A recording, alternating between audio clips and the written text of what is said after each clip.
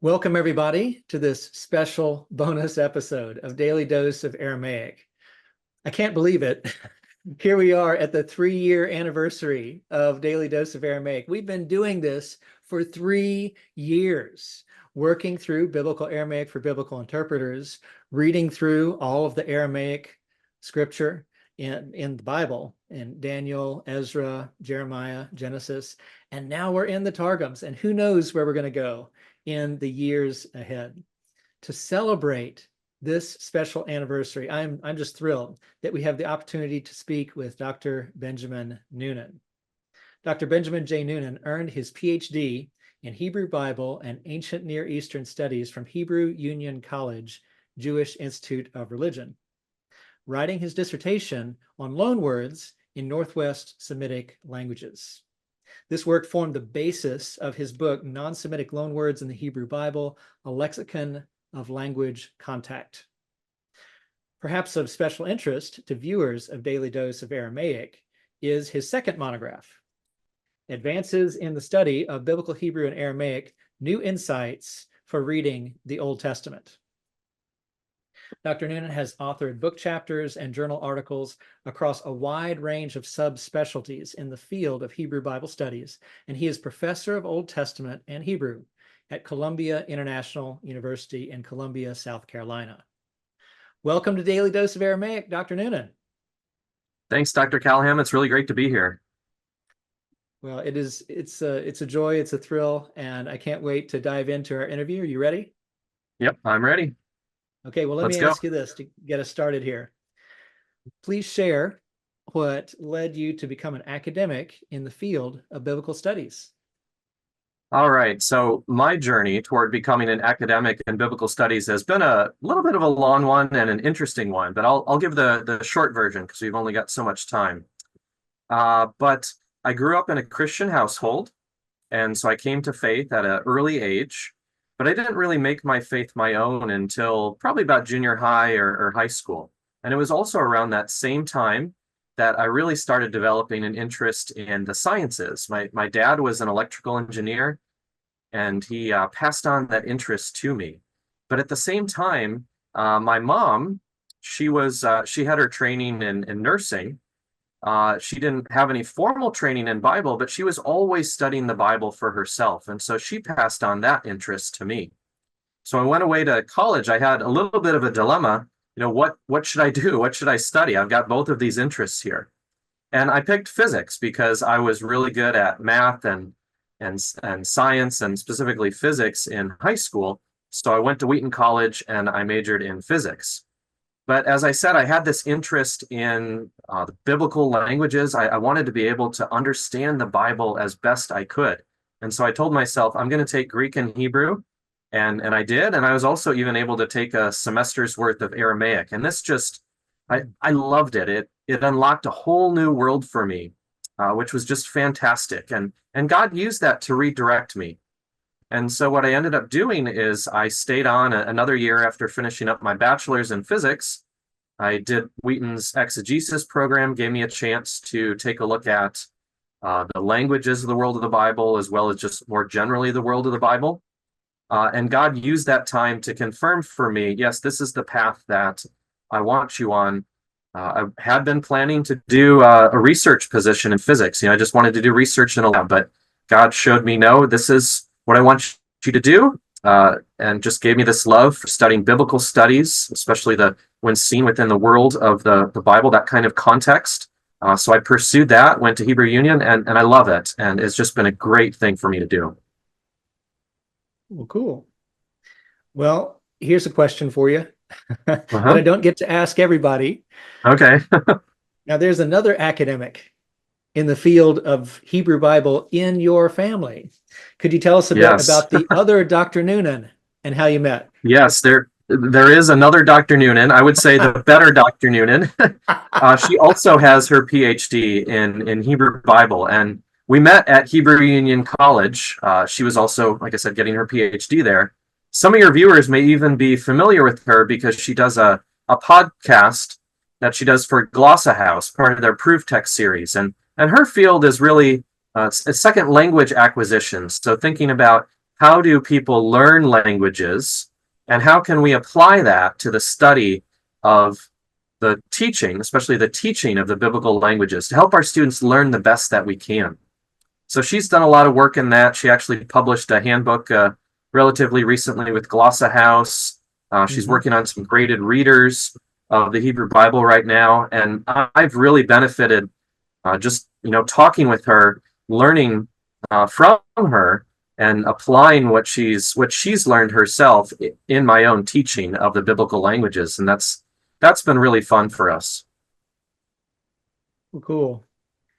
Well, as I mentioned before, it is likely that viewers of Daily Dose of Aramaic know about and are interested in your book, right here again, Advances in the Study of Biblical Hebrew and Aramaic. So could you share some of the backstory of this book? That's not a readily available story. So can you share some of the backstory of the book and what led you to write it? Yeah, so I mentioned that I went to Hebrew Union College, and one of the reasons I went there is because I wanted to be able to have the tools that I needed to understand the Bible, and a big part of that was the biblical languages. And so I really took advantage of that when I was at HUC. I studied Hebrew, and not just Hebrew of the Old Testament, but also Hebrew inscriptions of the first millennium BC, looking at Hebrew of the Dead Sea Scrolls and rabbinic literature written in Hebrew, that kind of thing. I also had a chance to take a look at other Semitic languages and to study them, like Akkadian and Aramaic. And these just really, again, encouraged me in my pursuit to study the biblical languages, just really furthered that love that I already had for them. But also when I was at HUC, there were a few other things that I realized. And one was that it's not just enough to know the biblical languages and to have studied them, but it really helps to understand them within two specific frameworks. And those two frameworks are more broadly this idea of the linguistic context, their linguistic context of Hebrew and Aramaic. So the first context that I'm thinking of here is comparative Semitics, thinking about them as Semitic languages and how they work as Semitic languages. And the second is thinking about the field of linguistics and how insights from linguistics can help us to better understand Hebrew and Aramaic. And I think that sometimes we look at Hebrew and Aramaic almost like they're isolated. We forget about that context, and that's really a dishonor because we miss out on this bigger picture. So all this was in my mind as I'm thinking about a book project and what I wanted to do. And I knew that I wanted to do something that dealt with the linguistic context more broadly of Hebrew and Aramaic. And I also noticed that Zondervan had this book called Advances in the Study of Greek, this great book by Constantine Campbell, but nobody had yet written a Old Testament version of it, something that dealt with Hebrew and Aramaic. So it's like, okay, this could be a fun book to write. So I approached them. We kind of went back and forth and talked about what it would look like. They gave me a contract, and I had so much fun writing the book. And my hope is that readers have fun as they're reading it, and they also come to appreciate that broader linguistic context of Hebrew and Aramaic and why it's important for understanding the Bible. Now you're mentioning about having fun reading it, and of course I certainly did. What do you think is the normal way that someone would get exposed to this book? Is there a certain course in seminary or a university that you think that this would normally get assigned? It's going to depend on the school and the type of students, obviously. Here at CIU, so we have a PhD program, and one of the classes that they have to take for their PhD program is like a issues and methods class. And so in that, if they take the Old Testament track, for example, they're going to be looking at what are some of the topics in Old Testament. And as part of that, they have to read my book. So for PhD students, perhaps, that's going to be one avenue. People who have a background in Hebrew, who have maybe had at least I'd say 2 years, just to be able to understand some of the concepts that are there, have been through intermediate Hebrew and done some book studies and whatnot. They're going to appreciate it the best. But pastors, people who have taken Hebrew, again, made it through that kind of a sequence, that's kind of the intended audience for the book there. Well, here's something that I've been wondering and looking forward to asking you. It seems that many books that orient readers to issues in Old Testament studies rarely touch upon the Aramaic in the Bible, or, might have some comment on the side, but not really go into it very much. Could you share about why you made special effort to summarize the current state of research upon biblical Aramaic in your book, not just make it a Hebrew book? Yeah. Yeah, no, and that's exactly right. Unfortunately, we don't have as many resources that are out there that talk about Aramaic. And it was really because of that unfortunate situation that as I was talking about the book with Zondervan, and specifically with my my editor, Dr. Nancy Erickson, we wanted to be very intentional about making sure to not make that same mistake and to make sure that Aramaic was included. And so, again, there's not a whole lot out there, but when I did find scholarship, I wanted to make sure to highlight that as much as possible. And I think it comes through, especially, probably most so when it comes to like the verbal system. I have some sections there, word order, but also the dating of biblical texts. I've got a pretty lengthy discussion of the book of Daniel there. But again, wanted to make sure that it wasn't neglected. And my hope, too, is that readers of the book are going to see, hey, there's a lot of work to be done, specifically with Aramaic, and to take up that challenge, even your viewers as well, maybe who are watching this, to say, okay, there's a lot that needs to be done here. It's an exciting field just because there's so much to be done. And my hope is that people will accept that challenge and will continue to advance our knowledge there. Well, it's interesting you're saying it's not only an orientation book, but it's also a challenge for future directions of research, right? Yes, exactly. Well, Dr. Noonan, your book has been out now for a few years, and so it's had the opportunity to get into a lot of readers' hands. I'm just curious, have you received helpful feedback about the book that you'd like to share with us? Yeah, I've received quite a bit of feedback, and a lot of it's been encouraging. I've had a lot of people who have told me that the book has opened up their eyes to this broader linguistic world of the Bible, as I've been talking about. And as I mentioned, that was one of my main purposes in writing the book. So it's been really great to see people say that. I've also had people who have talked about how they've appreciated me looking at topics that maybe have been neglected or are becoming a little bit more popular or trendy these days. Things like discourse analysis and sociolinguistics, and they've appreciated how I paid attention to that. And that's kind of launched their own study of looking at those topics. But really, when I think about the impact of my book, which I've been very happy to see it having such a positive impact in so many ways, it's part of a broader trend that we're seeing within the study of Hebrew and Aramaic, where people are becoming more and more interested in this broader linguistic context and studying Hebrew and Aramaic within that context. I mean, the kind of thing that you're doing, as well as the other Daily Dose series, getting people into the biblical text and getting them to think about it, has been a really, really encouraging thing for me. Well, we enjoy our interactions with the kind of people that you're talking about, and it's just really interesting to see the rising level of interest, I think, that we find at professional meetings. And then, of course, we have our every 2 years Greek and Hebrew for Life conference. It'd be great to see you at one of those someday. Yeah. No, I'd love to be there at some point here coming up. Definitely. Great.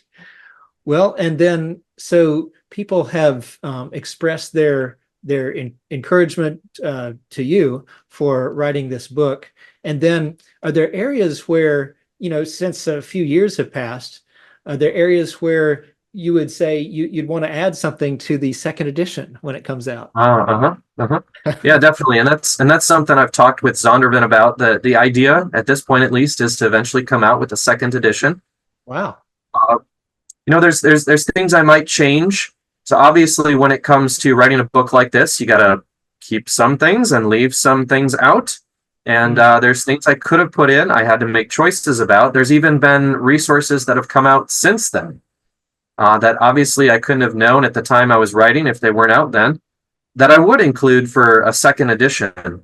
And one of those, in fact, is Daily Dose of Aramaic. It wasn't around at that time I was writing that chapter and when the book was published, but I'd certainly want to include that. But there's also been a lot of other I'd say online resources that have come out, things like Aleph with Beth, I think is another great video resource for students. So I definitely want to point people there as well. And obviously just try to keep stuff up to date because again, partially as a result of what I've written in advances, partially as a result of just this broader trend that we're seeing, there's been a lot that's come out even over the past 4 years or so. And I want to include as much of that scholarship as I can. Yes. Well, we'll look forward to the second edition when that time comes. Well, as we conclude, could you share some encouragement to our listeners about the value of studying Aramaic, as well as any tips you may have for maintaining Aramaic knowledge after one's formal study of the language is complete? All right. So first of all, just thinking about the value of Aramaic, we were talking before about how there just aren't as many resources out there on Aramaic, and maybe it's because Aramaic doesn't make up as much of the Bible as Hebrew does. And I guess I can kind of see that. But at the same time, just because there's not as much doesn't mean that Aramaic is not valuable. And so there's a lot of value to studying biblical Aramaic. If you think about the two books that have the most content when it comes to Aramaic, books of Daniel and Ezra, I mean, these books are so important for understanding the exilic and post-exilic periods of Israel's history. And all that also paves the way for the New Testament as well. And so we learn a lot about the Bible itself by knowing Aramaic. I'd say, too, that by knowing Aramaic, we're also able to understand the parts of the Bible that aren't written in Aramaic. We're not going to be able to pay attention to certain things like register and dialect and code switching. Like a lot of that, you have to know Aramaic to understand what's going on there because they'll use Aramaic-like forms. Or even just looking at other forms of Aramaic influence on the Hebrew language. We're not going to understand that if we don't have that knowledge of Aramaic. And then just even more generally, when you learn Aramaic, you're learning another Semitic language, and that gives you, again, that broader context. You're going to understand better how the Semitic languages work, which is going to feed into your knowledge of biblical Hebrew, which is a good thing. And as far as maintaining Aramaic goes, there's really no substitute for reading. Definitely make sure you review your vocab, review grammar. You need to do those kinds of things, but there's absolutely no substitute for reading the text. So you want to put together some kind of a plan. Be very intentional about it. Make sure it's specific and hold yourself accountable to it, however you do that. And then read regularly and read often. And when I say read, I don't mean to just read biblical Aramaic. You want to do that, but read even more broadly. Aramaic is such a rich language, and there's so many different forms that it takes. We can look at inscriptions of the first millennium BC, can take a look at the Targums. I was really excited to see that you're starting this new series looking at the Targums and the Decalogue there. That's exactly the kind of thing that is going to give us this broader exposure. We've also got Syriac and some of the early Christian literature there, and even today, Neo-Aramaic or modern Aramaic. Not too many people, but there's some people who speak Aramaic and maybe portions of Syria and Iraq and Iran. As we read more of Aramaic, we're going to understand the language as a whole better, and that's going to help people to be able to understand biblical Aramaic that much better. And maybe one more thing that I'd like to add here in terms of maintaining Aramaic after you've studied it, which I think is really important to keep in mind. And that's that studying Aramaic, just like any of the biblical languages, is a privilege. It's a privilege, it's an opportunity that God gives us. And I think sometimes we tend to forget about that. Maybe the biblical languages in your program, if you're in like an MDiv program, say, they're seen as an obstacle or something to just get through so you can get your degree. But it's a privilege because it does unlock a whole new world to understanding the biblical text. And I've done some teaching overseas, internationally, and there are so many people who would give just about anything to have the opportunity to study Hebrew, to study Aramaic, to study Greek. And for those of us who are in the West, we kind of forget that this is a privilege that much of the rest of the world doesn't have. So don't take that opportunity lightly if God's given that to you. That means taking it seriously as you're studying it, but then keeping it up afterwards. You don't want to forget what you took the effort to learn and that privilege that God gave you. And also you want to make sure you're encouraging others to see the value of the biblical languages as well. I think all that's important too. Well, I couldn't have said that better myself. So thank you. Thank you so much, Dr. Noonan. And thank you for your time today, celebrating with us the 3rd anniversary of Daily Dose of Aramaic. Hopefully we'll have many more anniversaries to come. And it is exciting to be reading the Targums now. And so we encourage, maybe there's a viewer of this interview who's not familiar with what we've done. So just subscribe and continue to watch as we delve into the 10 Commandments in the Targums and see what we can see about the history of interpretation of this incredibly important text. So once again, Dr. Noonan, thank you for joining us on Daily Dose of Aramaic. Thank you so much. It's been great.